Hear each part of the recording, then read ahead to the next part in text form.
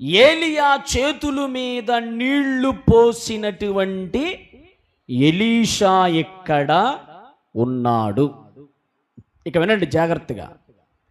యూదా మత పెద్దలు పాయింట్అవుట్ చేసింది ఏంటంటే, వీళ్ళు చేతులు కడుక్కోకుండా భోజనం చేస్తున్నారు. ఇప్పుడు ఒక మాట నేను సందర్భాన్ని మీకు జ్ఞాపకం చేస్తా.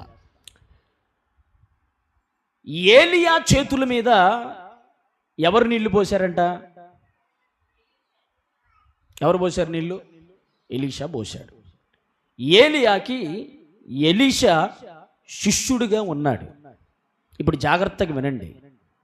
సపోజ్ ఏలియా భోజనం చేశాడు. భోజనం చేసిన తర్వాత ఏం చేయాలి? చేతులు కడుక్కోవాలి. ఇప్పుడు ఆ చేతులు కడుక్కోవడానికి ఎలీషా ఏం చేస్తున్నాడంట? దైవజనుడి దగ్గరికి వెళ్ళి, సావుకుని దగ్గరికి వెళ్ళి చేతికి నీళ్లు పోస్తా ఉన్నాడు.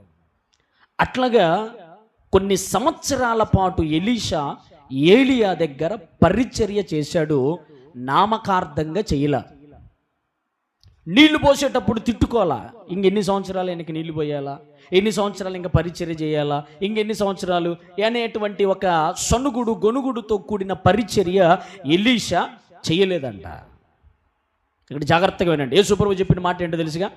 వాళ్ళు పెదవులతోనే నన్ను ఆరాధిస్తున్నారు కానీ వారి హృదయం మాత్రం నాకు దూరంగా ఉంది అన్నాడు.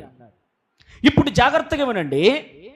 ఏలియా చేతుల మీద ఎలీషా నీళ్లు పోశాడు. ఎన్ని సంవత్సరాలు పోశాడో తెలియదు కానీ పోసిన ప్రతిసారి కూడా ఎలీషా గుండెల్లో ఒక భయం. ఎలీషా గుండెల్లో ఒక భయం. నేను ఎవరి దగ్గర ఉన్నాను? నేను దైవజనుడి దగ్గర ఉన్నాను, జాగ్రత్తగా ఉండాలి.